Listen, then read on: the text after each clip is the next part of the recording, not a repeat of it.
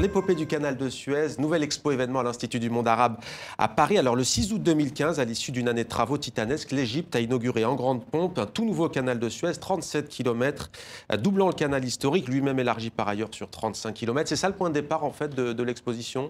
C'est ça le point de départ dans la mesure où Jack Lang était invité à cette inauguration. Ouais. En rentrant, nous a dit si on faisait quelque chose là-dessus, mais il l'a laissé à notre libre appréciation. Ouais. Et nous nous sommes retrouvés à deux très enthousiastes.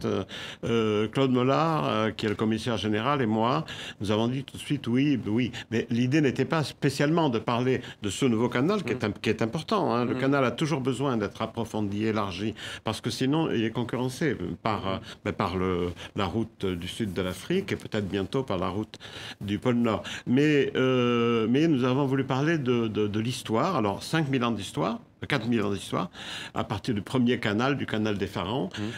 Mais pour moi, ce qui comptait beaucoup, c'était de raconter 200 ans d'histoire, qui était l'histoire de cette renaissance égyptienne qui date du début du 19e siècle, avec l'arrivée de Mohamed Ali, cette modernisation du pays, cette ouverture du pays, et dans le canal, si vous voulez, se trouve être un peu le fil rouge, le symbole, renaissance qui n'aboutit pas, enfin qui aboutit tout de même, dans la mesure où l'Égypte continue à se développer, mais qui n'aboutit pas à faire renaître un pays indépendant, puisque cette indépendance est donc supprimée, qu'elle n'était pas totale, puisque l'Égypte faisait partie de l'Empire ottoman, mais elle n'arrive pas à terme parce que bien, il y a l'intervention, c'est la période de l'impérialisme, cette fin du 19e siècle, et il y a l'intervention de la Grande-Bretagne, et en 82, l'Égypte perd son indépendance. Ouais. Donc le canal, qui au début une œuvre d'enthousiasme, de grandeur, tout d'un coup devient une plaie, une blessure. Alors, des images, des textes, des vidéos, il y a de la fiction. On embarque donc sur cette voie artificielle. Dites-nous d'abord quand même en quoi c'est une voie unique en son genre dans le monde. Comment n'est-elle d'ailleurs ?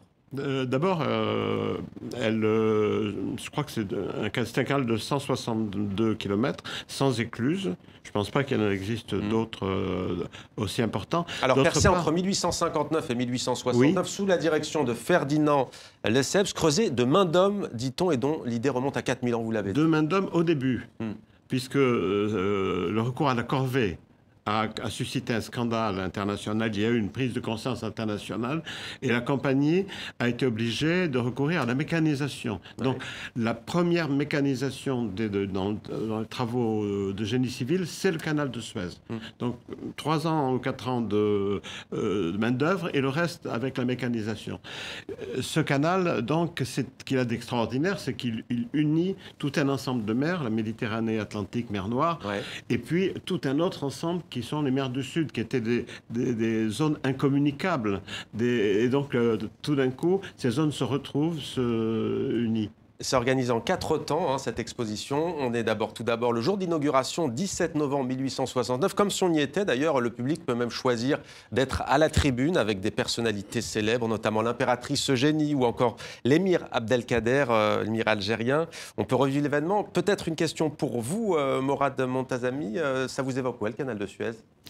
À vrai dire, moi qui travaille un petit peu sur les modernités arabes, notamment dans les années 50, 60, 70 et toute la période de l'après-Seconde Guerre mondiale, il y a effectivement des trajectoires d'artistes de tout le monde arabe en fait, qui ont donné lieu à ces courants artistiques et politiques pan-arabes, entre guillemets, pour lesquels cet événement représente un point de cristallisation particulier. Il y en a d'autres aussi avec la Palestine, mais celui-ci en fait partie. Donc il est véritablement à inscrire aussi dans une cartographie, en tout cas pour ce qui concerne les artistes, c'est mon sujet d'étude, qui participent d'un certain panarabisme.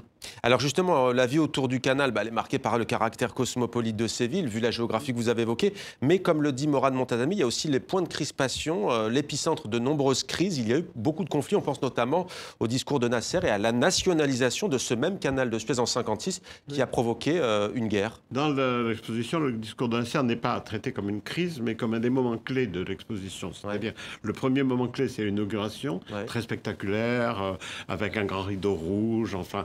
L'autre moment clé, c'est le discours de Nasser qui fait passer à une histoire nouvelle. Et puis, bon, ça a été suivi d'une crise grave qui a été la guerre de 56, où la France, la Grande-Bretagne et Israël ont attaqué l'Égypte. Ça a été suivi ensuite, sans qu'il y ait un lien, par 2 autres guerres que nous traitons également. Mais 67 et 73, la guerre du Kippour. Mis c'est un moment très émouvant, je crois, de l'exposition. Moi-même, quand je passe dans l'exposition, je m'arrête. C'est un beau discours, d'ailleurs. On a trouvé un tout petit morceau. C'est très difficile de trouver des enregistrements de l'époque. Mais ce qu'on entend est beau. Et nous avons voulu lui donner justement toute sa place à ce discours.